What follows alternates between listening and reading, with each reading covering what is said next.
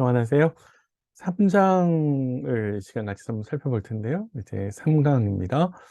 환란 속에서 신앙을 지키는 것인데, 2장이 다니엘을 중심으로 해서 다니엘의 신앙을 보여주었다면, 3장은 세 친구의 신앙을 보여주는 장면입니다.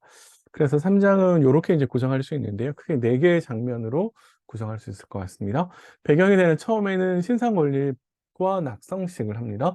느부갓네살이 자신의 아주 거대한 신상을 만들고 난 다음에 낙성식을 하는데, 결국 여기에는 느부갓네살이 자신의 권력을 공고히 하기 위한 것이죠. 그래서 자신을 높이는 것이라고 이제 볼 수 있는데, 두 번째는 여기에 절을 하지 않는 다니엘의 세 친구를 갈대아 사람들이 이제 고발하고, 그러면서 왕이 신문하고, 신문 속에서도 협박을 받아들이지 않으니까 거절하게 되는 거죠. 그랬으니까 결국에 형을 집행합니다. 처음에 풀무불에 던지겠다, 죽이겠다라고 약속을 했으니까 그 말대로 형을 집행하는데 하나님께서 구원해 주시죠. 마지막에 가서는 첫 번째 자신을 높였던 느부갓네살이 이제 하나님을 높이고 하나님을 믿는 세 명의 친구들을 높이는 장면으로 넘어가게 되어 있습니다. 자, 그래서 이 구조는 이렇게 보시면 자신을 높이던 느부갓네살이 하나님의 구원의 역사를 보면서 진짜 하나님이 살아계시구나 라고 이야기를 하면서 하나님을 높이는 장면으로 전환합니다. 그래서 상황을 바꾸시는 하나님에 대해서 저희가 배울 수 있는데요. 하지만 이제 강의를 함께 생각하시면서 하나님께서 구원해 주시는 그것에 초점을 맞추면 사실은 3장의 본문을 놓칠 수 있는데요. 3장의 본문은 하나님의 구원에 있지 않습니다. 초점이요. 초점이 뭐에 있는가 한번 쭉 보시면서 같이 좀 생각해 보셨으면 좋겠습니다. 하나씩 좀 들어가 보시죠. 3장 1절에 느부갓네살 왕이 금으로 신상을 만들었다라고 이야기하면서 높이, 너비를 이야기해 주는데요. 우리 이제 한 규빗은 보통 45cm, 성인 남성의 이제 팔 길이 요 정도를 생각하고 있는데 60규빗 이렇게 생각해 보면 약 30m에 되는 것 같고요. 그다음에 너비는 6규빗입니다. 그러니까 거의 20배 가까이, 너비와 높이가 20배 가까이 차이가 나는 것이죠. 어떤 인상이었을까? 이제 학자를 따라서는 이 장에서 환상 가운데, 꿈 가운데 하나님께서 보이신 걸 만들었다라고 이야기를 하기도 했지만, 아마 지방에 있는 행정관들을 다 불러 모으고 거기에 낙성식을 거행하는 걸로 봐서는 아마 주신 마로둑의 신상을 만들지 않았을까, 네, 그렇게 추론해 봅니다. 근데 고대 근동에서 이렇게 신상들을 만드는 이유는, 권력가들이 신상을 왜 만들냐면 자신의 권력과 통치를 공고히 하기 위해서, 그걸 기반으로 하기 위한 것이고, 곧 자신이 만든 신상과 자신을 동일시하거든요. 그래서 신상에 절을 하는 것, 이제 조금 더 나오겠습니다만, 신상에 절을 하는 것은 곧 자신에 대한 충성을 맹세하는 거다라고 볼 수 있겠습니다. 그래서 누구를 초대하냐면 고위 관료들을 초대해요. 그리고 지방의 모든 관원들을 다 초청합니다. 그러니까 자신의 권력이 뒷받침할 수 있는 사람들을 다 부르는 것이죠. 그러니까 겉으로는 신상을 만들고 신상을 낙성식하는 것처럼 보이지만, 그러나 실제로 느부갓네살이 여기서 하고 있는 것은 자신에 대한 충성심을 시험하는 무대로 삼는 것이고, 그리고 모든 사람들이 자신에게 충성하도록 서약을 하는, 약속하는 그런 자리로 변질시켜 버리게 되는 것이죠. 그래서 초청한 사람들이 이렇게 옵니다. 관료들이 모두 참석하죠. 총독, 수령, 행정관, 이런 사람들은 이제 행정직에 있어서 최고위를 이야기하는 거고요. 무사와 재판관 이렇게 나오죠. 여기는 사법부, 우리로 말하면 사법부가 될 것 같고, 재무관은 우리로 말하면은 이제 재정을 담당하는, 우리는 이제 기획재정부가 되잖아요. 그렇게 이대를 볼 수 있고, 법률사라고 이제 번역을 했는데, 사실 요 말은 이제 치안을 담당하는 사람들이라는 뜻이 될 것 같습니다. 그래서 굳이 번역하냐면 치안 판사, 요 정도 이제 같이 번역하면 좋을 것 같고요. 그리고 나서 그런 사람들, 초대한 사람들이 다 참석을 하니까 신상에게 절을 명령을 합니다. 그래서 기본적으로 절을 한다라고 하는 것은 경배한다는 거죠. 그래서 우리로 말하면 예배하는 행위가 되는 것이고, 그 신을 섬긴다라는 뜻이 되는 거죠. 그러니까 신상에게 절을 한다라는 말은 그 마로둑 신을 섬긴다라는 것이 되는데, 만약에 악기를 불 때에 절을 하지 않으면 풀무불에 던진다 이렇게 되어 있습니다. 이제 한 가지 저희가 좀 확인해 봐야 될 것이 있는데 요런 경우는 찾기가 쉽지 않다 그래요, 학자들이. 그러니까 비슷하게 신상을 만들고 그 신상에 절하지 않으면 에 이제 "풀무불에 던진다." 요렇게 하는 예가 고대 근동에서 비슷한 예를 찾기가 어렵다라고 이야기합니다. 아마 이제 아까 말씀드렸듯이 이 신상과 자신을 동일시하고 그러면서 그 신상의 크기는 그 자신의 권력의 크기고 그러니까 권력에게 충성하지 않는 사람들은 어떻게 해요? 다 죽이겠다라는 것이죠. 예. 제 자신의 신격화 스스로 신격화 예 로마에 가면 이제 그런 신격화가 나오는데 여기서 신격화시키는 것 같고요. 그래서 느부갓네살이 오만하다라고 이야기하는 것을 볼 수 있을 것 같습니다. 성경에서는 이 낙성식 그러니까 우상 경배에 대해서 어떻게 경고를 하고 있냐라고 하면 신명기 4장 19절 그리고 8장 19 절에 두 군데 예 구절을 찾아볼 수 있습니다. 그것을 경배하지 말라. 1월 성신 4장 19 절은 하늘의 별들 고대에서는 이 하늘의 별들을 섬겼거든요. 태양신 뭐 달신 이렇게 다 섬겼습니다. 8장 19 절에 가면 이제 우상에게 절하는 것을 금지하고 그리고 우상에게 절하면 반드시 멸망할 것이다라는 것이죠. 그럼 이제 우리에게 당장 이제 앞으로 닥치는 거는 그러면 새 친구들이 하나님의 말씀은 이렇게 되어 있는데 사실 그 친구들이 '어떻게 할까?'라고 하는 거죠. 절대 권력 시퍼런 살아있는 권력이 요구하는 일들을 신앙의 이름으로 거절할 수 있을까? 이게 이제 앞으로 남아 있는 문제인데요. 어떻게 하는지 이제 보시죠. 8 절부터 11 절에 보시면 우리 성경에 이제 갈대아 사람들이 있잖아요. 어떤 갈대아 사람들이 "유다 사람들을 참수했다." 이렇게 이야기해서 고발했다라는 뜻이거든요. 근데 여기 갈대아 사람들 일반 사람들이 아니라 전문적인 점성가들을 이야기하는 것 같아요. 이장에서도 요 갈대아 사람들이라는 말을 요런 방식으로 썼거든요. 그러면은 이 사람들이 이 이제 다니엘의 세 친구를 고발을 하는 겁니다. 고발의 근거가 뭐냐면 "왕이 이렇게 이렇게 명령을 했는데 저 사람들이 하지 않았습니다." 이렇게 이야기하는 것이죠. 3장 5 절과 6 절 "왕이 분명히 절하지 않으면 죽을 거다. 푸른 불에 던질 거다."라고 이야기를 했는데 모두 절하라 해서 절하지 않으면 그렇게 할 거다라고 했는데 "저 사람들이 하지 않았습니다." 이렇게 이야기하는 거죠. 이게 누구냐면 사드락과 메삭과 아벳느고예요. 근데 이 사드락과 메삭과 아벳느고를 어떻게 표현하냐면 "왕이 고위 관료에 앉히신." 이렇게 이야기하죠. 그래서 2장 49 절에 "왕이 또 다니엘의 요구대로 사드락과 메삭과 아벳느고를 세워 바벨론 지방의 일을 다스리게 하였고." 이렇게 돼 있거든요. 왕이 그렇게 은혜를 베푼 사람인데 배은망덕하게도 "이 사람들이 왕의 명령을 따르고 있지 않습니다." 이렇게 이야기하는 것이죠. 그러니까 왕의 명령을 거부한 사람들이니까 반역자인 거고 신을 섬기라 그랬는데 섬기지 않은 걸 봤으니까 무신론자가 되는 것이죠. 예. 근데 우리가 이제 기억해야 될 것은 뭐냐면 이 갈대아 사람들이 세 친구를 고발하는 것이 국가에 대한 충성심, 왕에 대한 충성심 겉으로는 이제 그렇게 볼 수 있지만 사실은 자신의 자리를 빼앗긴 것에 대하여서 시기하는 것이죠. 왜냐하면 이 듣도 보지도 못한 아주 작은 나라에서 잡혀온 사람들이 다니엘은 막 되게 높은 자리에 올라갔잖아요. 다니엘은 2 장에 보시면 온 이제 바벨론의 온 지방을 다스리게 되면 총독의 자리에 앉힌 거죠. 굉장히 높은 자리죠.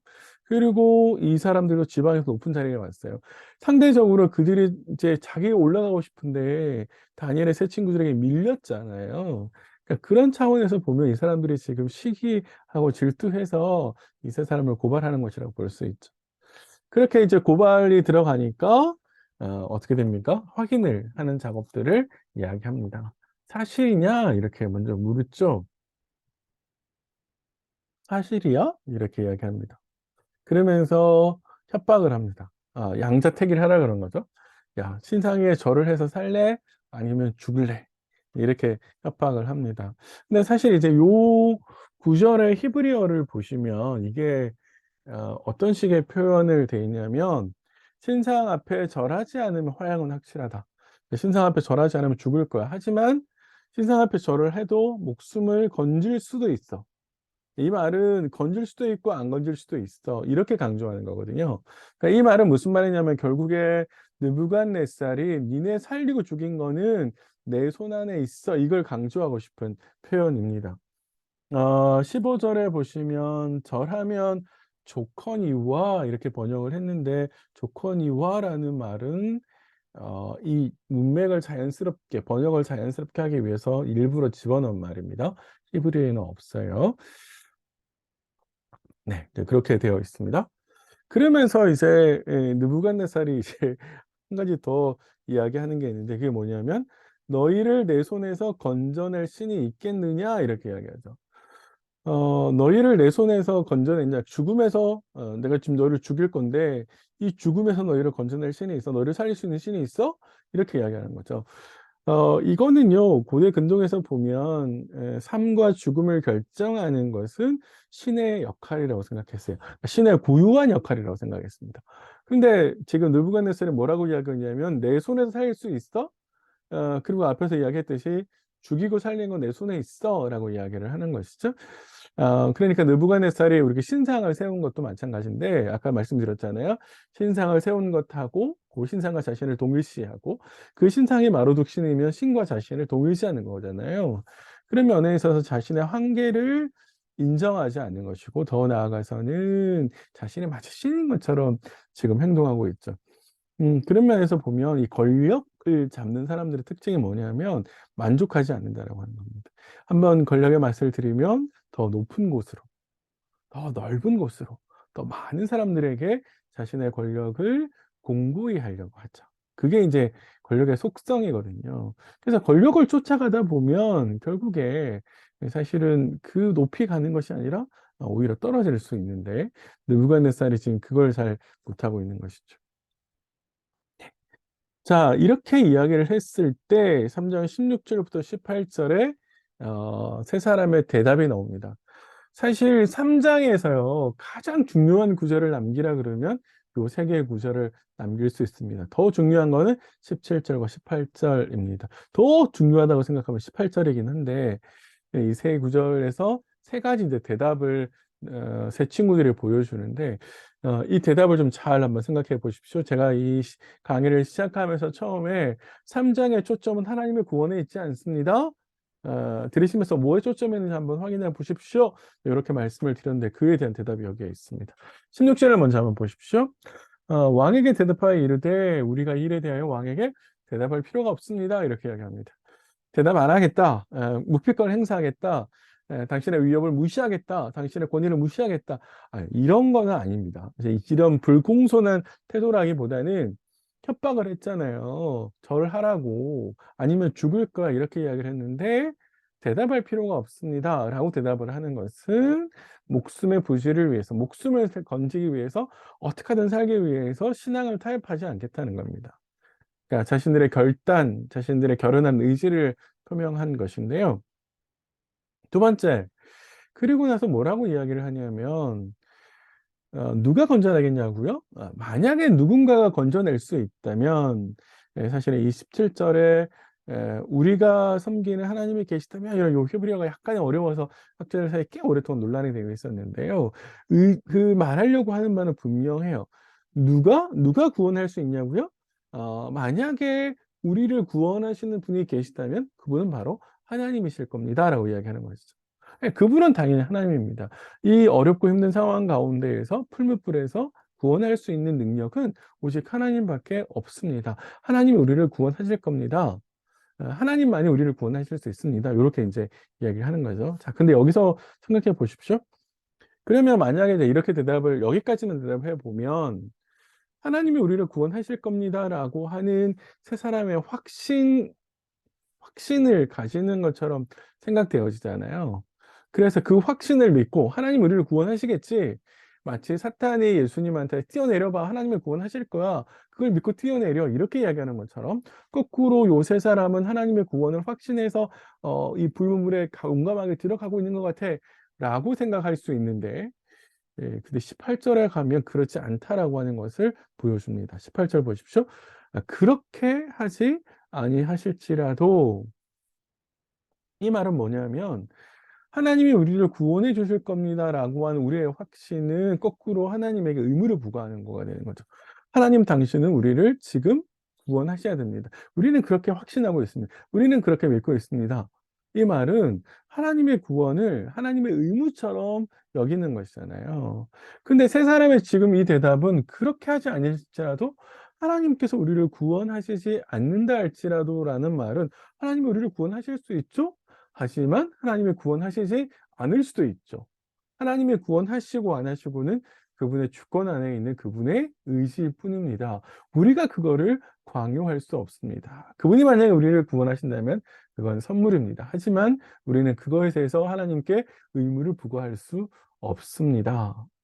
다만 그 어떤 상황 속에서도 그 어떤 상황 속에서도 우리가 해야 될 일은 하나님의 구원을 확신하는 일이 아니라 우상에게 타협하지 않는, 우상에 절하지 않는, 끝까지 우리가 하나님의 말씀에 대해서 신실하게 지키는, 그래서 하나님 앞에서 신실한 사람으로 남아 있는 것, 그것이 바로 우리가 해야 될 일입니다. 그래서 왕이 세우신 금신상에게 절하지 않을 겁니다. 그렇게 하십시오.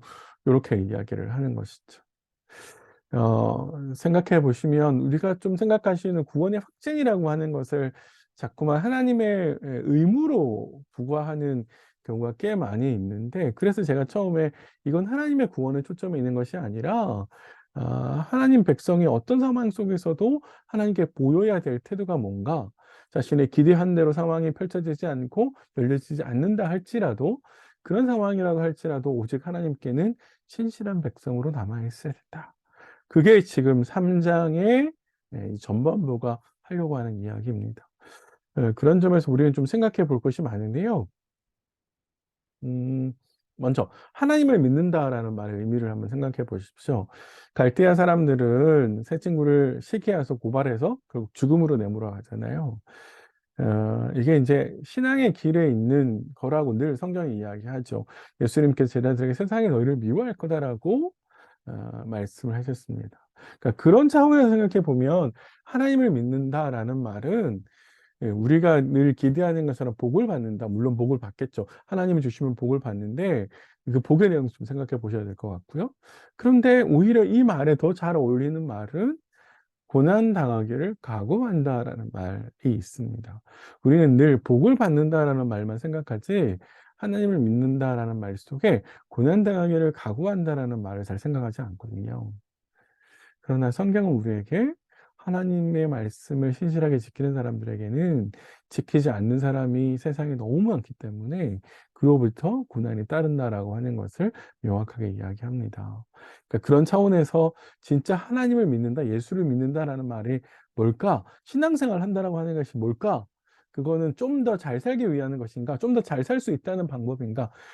정말 성경이 그렇게 이야기하는지, 아니면 말씀드린 대로 고난을 각오하는 모습인지, 이 세 친구의 모습 속에 다시 한번 좀 생각해 보시면 좋겠다 싶어서 말씀드리고요.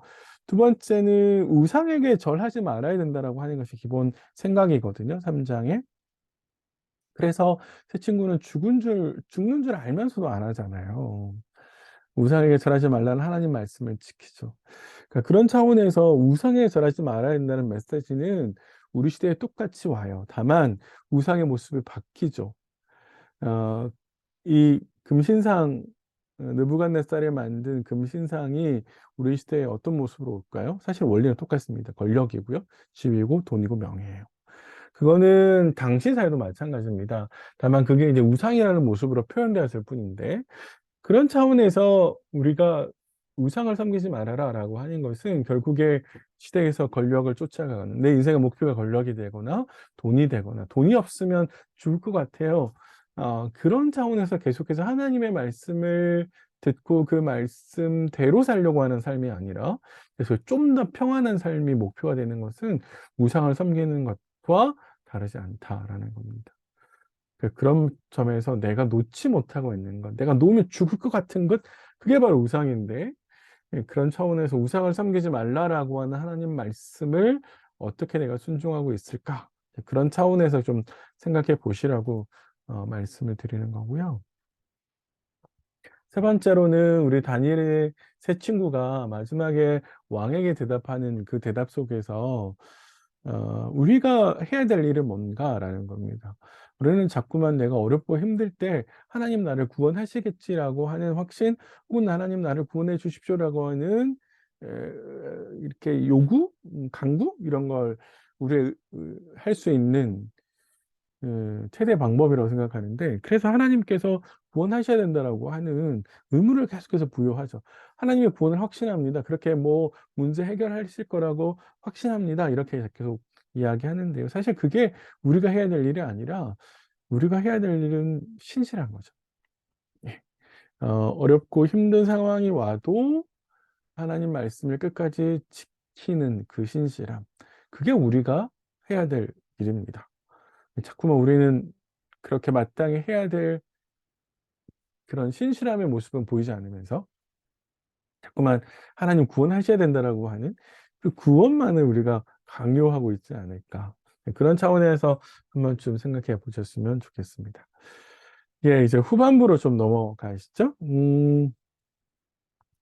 거절을 하니까 웃기죠. 왕이 절대 권력의 왕인데, 그 왕이 이 식민지 국가에서 온 3명의 젊은 청년들을 어떻게 해요? 통제하지 못하죠. 그래서 제발 절하라고 구걸하는 모습이 사실은 앞에 풍자처럼 그려집니다. 근데 절하지 않죠. 자신의 신앙의 절개를 지킵니다. 참 좋죠? 그런 신앙의 절개를 지키는데, 결국에 그래서 화형을 시키죠. 풀무불에 던져넣는 것은 이제 불에 태워서 죽이는 건데, 이걸 화형이라고 그러잖아요. 화형은 성경 안에서 기록되어 있고, 이스라엘 백성들도 화형시키는 걸 알고 있었고, 그리고 고대 근동에서는 이 사람을 죽이는 방법 중에, 처형시키는 방법 중에 하나였습니다. 함무라비 법전을 비롯해서 성경에 이렇게 기록되어 있습니다. 근데 이제 풀무불 이라고 하는데, 풀무라는 말을 이제 우리가 번역을 풀무라고 이렇게 해서 약간 우리가 이게 뭐지? 이렇게 헷갈려. 풀무는 사실은 이 화덕에 바람을 넣는 기계가 이제 풀무거든요. 그런데 여기 불이라는 말을 덧붙여 가지고, 근데 사실 이게 히브리어상으로 보면 정확하진 않습니다만, 아마 이 용광로 같은 거, 그러니까 지금으로 말하면 우리 제철소 가면 큰 용광로 있잖아요. 그러니까 고대 세계에서도 이제 철 같은 것들을, 광석을 녹여서 금속을 빼내기 위해서 용광로를 만들었는데, 그런 용광로를 이야기하는 것 같아요, 이 풀무불이. 그러니까 풀무불에 사람을 집어넣는다라는 말은 이제 정말로 잔혹한 거죠. 잔혹하게 사람을 죽이는데, 특별히 이제 여기서 왕이 화가 나가지고 얼굴빛을 바꿔서 7배나 뜨겁게 해 이렇게 하잖아요. 그러니까 7이라고 하는 것은 우리가 잘 아시는 것처럼 완전수고, 7배 뜨겁게 하는 말은 진짜 최고조로 정말로 뜨겁게 해 이렇게 이야기를 하는 것이죠. 그러면서 어떻게 하냐면 옷을 입은 채로 던집니다. 이거는 정말로 잔인한 건데, 원래의 방법은 옷을 벗겨서 이제 제수를 죽이거든요. 근데 옷을 입힌다라고 하는 것은 옷에 불이 더 잘 타도록, 그래서 아주 고통스럽게 죽이려고 하는 것이죠. 음, 이런 상황을 보면 새 친구가 가지고 있는 정말로 절망적인 상황. 이제 정말로 그러지 않아도 뜨거운 불. 그런데 7배로 강하게 했고, 그런데 다시 옷을 입혔고. 그러니까 정말로 새 친구의 절망적인 상황을 보여주는 것이죠. 근데 재밌게도 그렇게 해서 사드락과 메삭과 아벤누고를 던졌는데, 그 던지는 과정 속에서 풀무불이 얼마나 뜨거운지 이 세 사람을 던지는 사람들이 예, 붙든 사람들을 태워 죽였다라고 22절에 기록되어 있습니다. 보세요. 이게 그냥 지나실 수 있는데, 생각해 보시면 왕이 세 사람을 통제하지 못했어요. 그죠? 절대 권력을 가지고 있는 이 왕이 3명의 다니엘의 친구들을 설득하지 못했고 통제하지 못했습니다. 무릎 굽히지 못했죠. 더 나아가서는 우습게도 자신의 사람들을 불 때문에 죽게 만들어요. 그러니까 불을 통제하지 못하고 있는 거죠. 삶과 죽음이 내 손안에 있다라고 그렇게 큰 소리 치던 양반이 사실은 그 불조차도 통제하지 못한다. 굉장히 아이러니한 모습들을 이런 요소들을 통해서 계속해서 보여주는 것이거든요. 그래서 인간의 권력이라고 하는 것이 얼마나 죄송합니다. 우스운 것인지를 보여주는 것이죠. 이런 걸 통해서 본문은 삶과 죽음, 네, 삶과 죽음은 사실은 불꽃을 다스릴 수 있는 분, 곧 하나님께서 삶과 죽음을 다스리시는 분이다라고 하는 것을 우리에게 명확하게 나눠주는 것이죠. 자, 그렇게 해서 일단 던졌는데, 그렇게 해서 이제 모든 것이 다 끝나는 것처럼 보이지만, 예, 하나님께서 반전을 일으키십니다. 느부갓네살이 멈춘 그곳에서 하나님의 구원이 시작이 되죠. 그래서 풀무풀에서 세 사람을 분명히 던졌는데 느부갓네살이 세 사람 아니었어? 왜 네 사람이 보이지? 네, 이런 이야기를 하잖아요. 그래서 25절을 보시면 내가 보니 결박되지 아니한 네 사람이 불 가운데로 다니는데 상하지도 아니하였고 이렇게 됩니다. 상하지도 않았다. 이제 그래서 이제 학자들 사이에서 풀무풀에서 어떤 방식으로 하나님께서 이들을 보호하셨을까라고 했는데 하나님께서 이들을 신적 존재, 이제 나중에 등장합니다만 그런 존재가 와서 보호를 했을까? 아니면 신비한 몸으로 바꿔 주셨을까? 이제 이런 고민들을 합니다. 문맥은 신들의 아들들과 같다. 네 번째 사람이 있는데 신들의 아들들과 같다. 아들과 같다. 이 표현은 되게 성경에 잘 등장하지 않는 표현입니다. 사람의 아들이라는 표현이 등장하고 신의 아들이라는 말은 등장하는데 신들의 아들? 이거는 이제 신들의 아들, 이제 성경의 세계 속에서 이스라엘 백성들은 유일신 세상을 가지고 있으니까 당연히 신의 아들이라는 말, 천사를 지칭하는 말로 쓰는데 신들의 아들이란 말은 다신론적인 세계 속에서 쓰는 말이거든요. 그러니까 느부갓네살은 다신론의 세계에서 살고 있었고 그 세계 속에 살고 있는 사람의 표현인 거죠. 신들의 아들. 그러니까 곧 예를 천사와 같은 그런 약간 신적인 존재 이런 존재를 가리키는 말로 쓰는 것 같습니다. 그러니까 우리에게는 아마 천사라고 보는 것이 더 좋을 것 같다라는 생각이 듭니다. 자, 그렇게 보세요. 자기가 죽으라고 세 명을 던져 넣었잖아요. 근데 세 명이 털끝 하나도 다치지 않고 풀무풀에서 거니려고 했어요. 그리고 이제 한 사람이 더 있어요. 자기가 죽으라고 던졌는데 풀무풀에서 거닐고 있다라는 말은 신의 보호를 받고 있지 않는 한 이거는 불가능한 일이잖아요. 그럼 보세요. 내가 죄를 지었다고 해서 던졌어요. 근데 신의 보호를 받고 있다? 신의 보호를 받고 있다면 거꾸로 신에게서 무죄를 인정받고 있는 거죠. 신은 절대로 죄인을 보호하지 않는다라는 게 생각이 있으니까. 그래서 그건 거꾸로 뭐냐면 느부갓네살이 무죄한 사람들을 죄를 뒤집어 씌워서 던진 결과가 되잖아요. 그러니까 거꾸로 신이 누구에게 죄를 물을 수 있냐면 느부갓네살에게 죄를 물을 수 있죠. 그러니까 무죄한 자에게 징벌을 내린 느부갓네살에게 예. 그래서 죄를 물을 수 있으니까 느부갓네살 어떻게 하냐면 처형을 중지시킵니다. 어, 죄도 없는 사람을 더 계속해서 괴롭히면 신이 노해서 벌을 내릴 수 있다라는 거죠. 그래서 중지하고 세 사람을 나오게 합니다. 근데 세 사람이 나오는 그 모습들을 묘사하는 게 27절에 있는데 이렇게 보이잖아요. 불이 능히 그들의 몸을 해하지 못하였고 머리털도 그을리지 아니하였고 겉옷빛도 변하지 아니하였고 불탄 냄새도 없었더라. 이렇게 이야기합니다. 어, 하나님께서 절대적으로 보호하게 하셔서 이 세 사람을 절대적으로 보호하죠. 근데 우리가 이제 여기서 주목하셔야 될 표현이 뭐냐면 지극히 높으신 하나님의 종 이렇게 부릅니다. 세 사람을 사드락과 메삭과 아벳느고 지극히 높으신 하나님이란 말은 성경에 자주 등장합니다. 그래서 이스라엘의 하나님을 표현할 때, 지칭할 때 쓰는 표현인데요. 지극히 높으신 하나님의 종이라는 말은 거꾸로 지극히 높으신 하나님의 보호를 받는 사람들, 이런 뜻이거든요. 그러니까 너희의 그 하나님이 너희를 보호했다. 그런 보호를 받는, 그래서 하나님 앞에서 의인으로 서 있는, 아까 말씀드린 것처럼 죄인이 아닌 그런 사람들을 불러서 나오는 것이죠. 자, 그렇게 해서 세 사람을 불러내서 처형을 중지시킵니다. 근데 말씀드린 대로 이 상하지 않은 몸, 털 것, 겉옷도 이렇게 타지 않았다? 전혀 탄 냄새가 없었다. 이렇게 이야기하는데 하나님의 이 구원은 느부갓네살의 질문에 대한 대답이라고 볼 수 있습니다. 느부갓네살이 3장 이제 15절에 16절 쭉 15절에 가시면 아까 뭐라 그랬는데 누가 능히 너희를 내 손에서 건져낼 신이 누구이겠느냐 이렇게 있잖아요. 건져낼 신이 누가 있겠어? 라고 이야기를 했는데 바로 하나님께서 그걸 보여주신 것이죠. 하나님께서 보여주신 겁니다. 너희의 너희를 건져낼 신이 누구야? 이렇게 이야기했었는데 바로 하나님께서 나야. 내가 살아있는 하나님께서 구원해 주시면서 그 하나님의 놀라운 능력을 느부갓네살에게 각인시켜 줍니다. 여기서 이제 제가 한 가지만 좀 높아심에서 말씀을 드리고 싶은 게 있는데요. 욥기를 보시면 사탄이 욥에 대한 하나님께 참소를 하면서 하나님 욥이 왜 하나님을 섬기겠습니까? 그게 까닭이 없이 섬기겠습니까? 하나님이 축복을 해주니까 저렇게 하나님을 잘 섬기는 거잖아요. 뺏어가 보십시오. 그러면 하나님은 안 섬길 겁니다. 라는 식의 논리를 펼쳐요.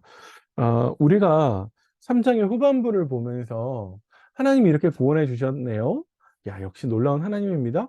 그러니까 이 세 사람은 하나님의 구원을 확신했습니다. 그래서 그 하나님의 구원하실 거라고만 확신이 있었으니까 이들이 용감하게 신상에 절을 하지 않았고 죽는 줄 알면서도 그렇게 절을 하지 않을 수 있지 않았을 그렇게 했겠죠. 이렇게 생각하는 거죠. 근데 그 생각에 가장 큰 치명적인 약점은 뭐냐면 이 세 사람이 하나님께 구원을 구하지 않고 있다라는 겁니다. 그쵸?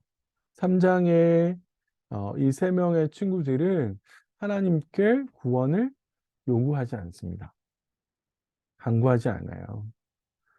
그리하지 아니하실지라도 이렇게 아까 이야기했잖아요. 그렇게 하지 아니하실지라도 그러니까 세 사람은 하나님의 구원을 확신하거나 바라거나 그러지 않습니다.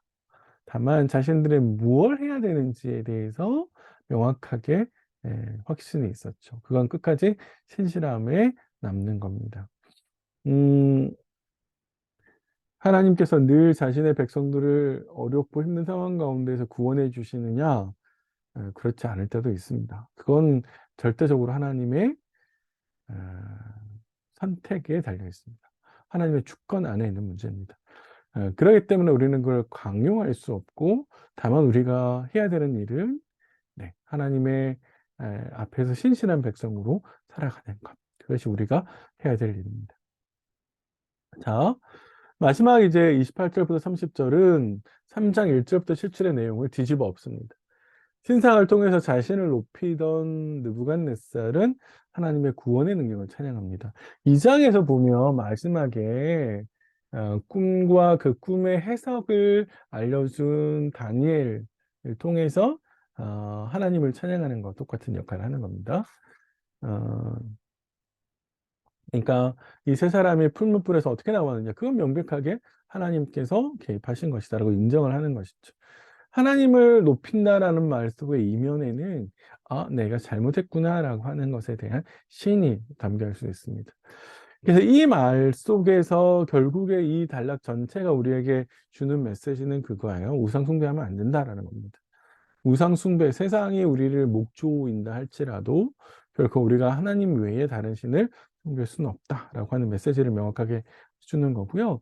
그러면서 그 놀라운 하나님의 역사를 경험했기 때문에 하나님을 모욕하거나 하나님을 이렇게 욕하는 사람들은 죽을 거라는 거예요. 그리고 폐허가 될 거다라는 이야기합니다. 마땅히 하나님은 어디에서나 존중받으셔야 된다라고 하는 것이 이렇게 마지막에 있는 이야기고요. 그러면서 높임을 새 친구를 높여줍니다. 새 친구를 높인다라는 말이 이전 자리에 복귀를 이야기하는 건지 아니면은 좀 더 높은 자리로 간 건지 그거는 불확실한데요. 정확하지 않는데 아마 더 높은 자리로 가는 게 맞지 않을까 생각이 듭니다. 몇 가지만 또 생각해 보시죠. 권력의 민낯에 대해서 한번 생각해 보시면 좋겠는데 느부갓네살이 자신을 신이라고 여기면서 근데 아까 말씀드린 세 친구도 그걸 못 시켰고 불도 제대로 통제하지 못하죠. 인간의 권력이라고 하는 것이 하나님 앞에서 얼마나 허술한 것인지를 우리에게 명확하게 보여줍니다. 그런 면에서 우리가 자꾸 권력을 추구하는 모습으로 간다라기보다는요, 하나님의 말씀을 더 붙들어야 됩니다. 이 말을 혹시 그래 높은 자리에 가면 안 되나요? 승진하면 안 되나요? 어떤 고위직 공무원이 되면 안 되나요? 아니, 그런 이야기가 아닙니다.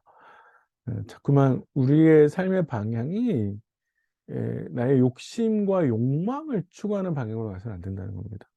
권력을 잡는단 말이 그런 이야기거든요. 계속해서 하나님 앞에 더 가까이 나아가는 모습이어야죠. 내가 권력을 잡고 높은 집 위에 올라가면 갈수록 하나님과 멀어진다? 그건 삶의 방향이 하나님이 아니라고 이야기하는 거거든요. 그런 차원에서 한번 생각해 보시면 좋겠고, 누가 구원하겠느냐의 대답을 하나님께서 해 주시는 겁니다. 하나님은 이렇게 자신의 능력을 증명하십니다. 그런데 우리가 잊지 말아야 될 것은 하나님의 증명은 하나님의 방식이라는 거예요. 하나님의 때에, 하나님께서 원하시는 때에 하나님의 방법대로 하시는 게 하나님의 방식이에요. 우리가 우리의 시간과 우리의 때와 장소에 따라 하나님께 요구할 수 있는 문제가 아니다라는 겁니다. 그렇게 하지 않는다 할지라도 하나님께서 그렇게 하지 않으셔도 우리가 해야 되는 신실함을 보이는 것 다시 한번 강조드리고 싶고요. 그런 차원에서 자꾸만 이 욥기를 갖고 와서 사탄 방식과 같이 우리에게 하나님의 구원을 확신했기 때문에 이거 보고 있었기 때문에 했다 이렇게 되지는 않는다는 거예요. 예. 우리 일상생활 속에서 내가 원하는 때에 하나님께서 내가 원하는 방식대로 해주지 않으신다라고 해서 예, 그게 그러면은 하나님 구원 안 해주시는 건가? 그렇지 않습니다. 그러니까 그렇지 않으신다 할지라도 우리가 해야 될 일은 뭐냐면 자꾸만 신실한 백성이 돼야죠. 그럼에도 불구하고 신실한 백성이 된다는 말은요. 말씀대로 정직하게 살아간다는 거예요. 거짓말하지 않고 불법을 행하지 않고 그렇게 살아가는 것이 우리가 해야 될 일이다라는 거고요. 상황을 뒤집으신 하나님에 대해서 한번 생각해 보십시오. 우리가 현실이 자꾸만 말씀과 거리가 멀어도 우리가 하나님의 말씀을 지키고 말씀대로 살아가는 것을 포기하지 말아야 되는 이유는 하나님의 때가 되면 상황을 뒤집어 엎으시기실 것이기 때문에 그렇습니다. 그래서 믿음은 하나님에 대한 믿음은 그래서 인내하는 것이죠. 네. 그래서 지금의 상황이 너무 어렵고 힘들고 지치더라도 하나님에 대한 우리의 믿음을 포기하지 않으시기를 이렇게 좀 간구를 드려요. 예, 어렵고 힘든 시간들을 보내고 계신지 모르겠는데, 어, 그럼에도 불구하고 우리 하나님을 함께 좀 신뢰하시면서 하나님 우리를 보호해 주시기를, 내 신앙을 지킬 수 있기를 같이 좀 기도했으면 좋겠습니다. 수고 많으셨고요. 저는 사장에서 뵙겠습니다.